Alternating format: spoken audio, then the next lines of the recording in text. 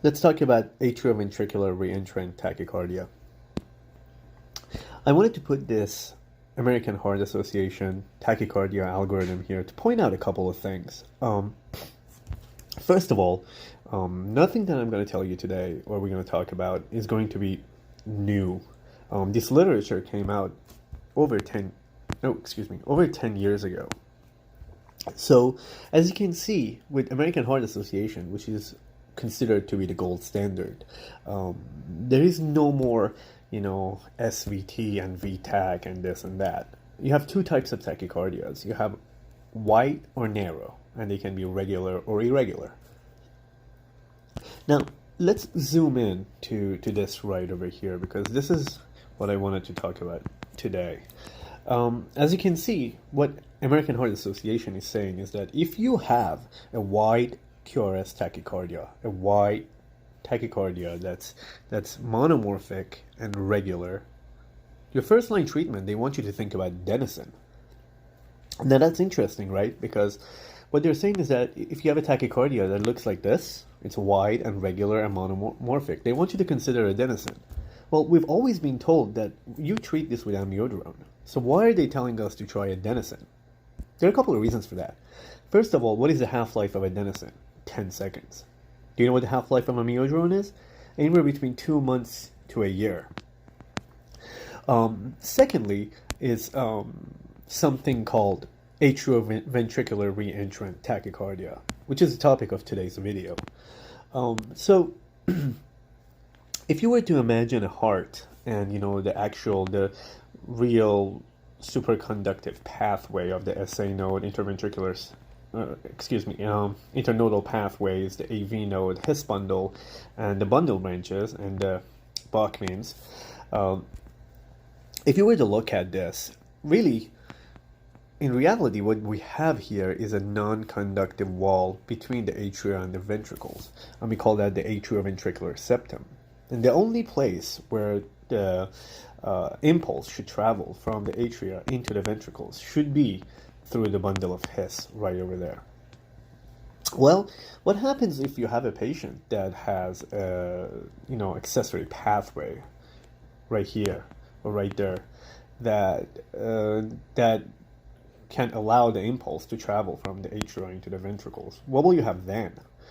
So let's say you have a patient who has a accessory pathway right in that area right there. So as this impulse travels across the atria, well, we know that it will get slowed down through the AV node, right, to allow for the atrial kick. Well, what happens if that impulse starts traveling down this accessory pathway, right, cell by cell by cell by cell by cell, and then finally catches up to the impulse that's coming down through the superconductive pathway?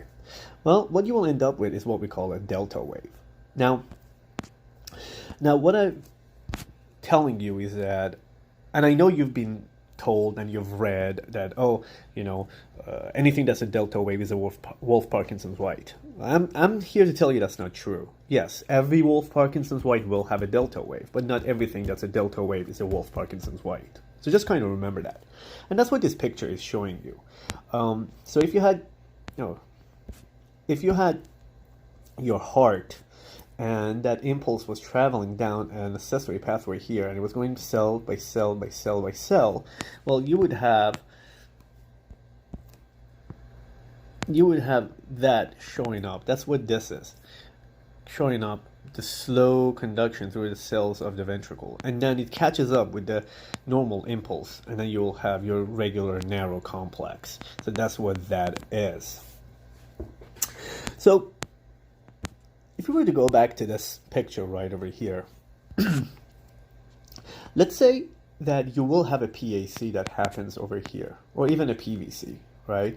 And that kind of fires through this accessory pathway before the SA node has a chance to fire. Well, that impulse can travel slowly, cell by cell by cell by cell by cell, until it hits the superconductive pathway, and it can shoot up the AV node and then come back down and cause this circuit right over here. Remember what were the three criterias that you needed for a circuit reentry, you needed at least 2 different pathways, so 1 and 2. You would need them to have different properties. Well, yeah, we have different properties. One is slow and the other one is fast, right? And then you would have to have a slowing of the conduction somewhere in your circuit. Well, we just talked about that, right? So that will give us a circuit reentrant. And what will this look like?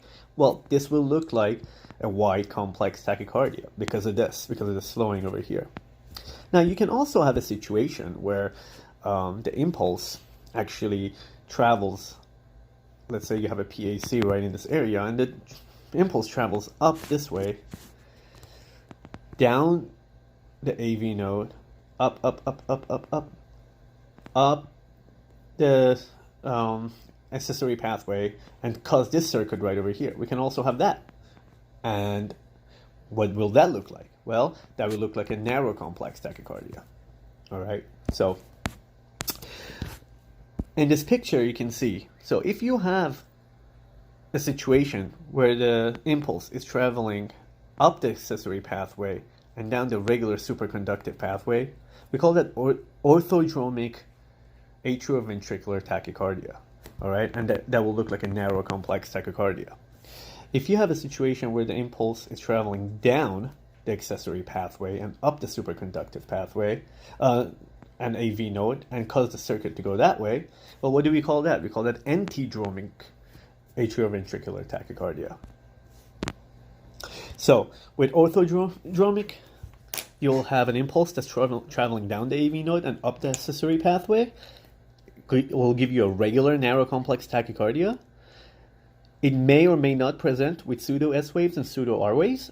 And if you were to terminate this tachycardia and get a regular slow rhythm, you will have delta waves.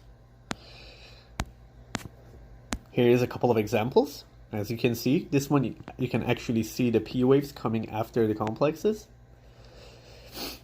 They're fast and narrow. What do we treat it with? Well, adenosine. Antidromic, impulse travels up the AV node and down the accessory pathway. You will have a regular wide complex tachycardia, and yes, if you convert this, you will also have delta waves.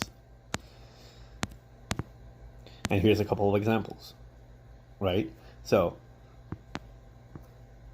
wide, regular, monomorphic tachycardias. What does AHA want you to do? They want you to try adenosine before you hang an amiodarone drip. All right, thanks for watching.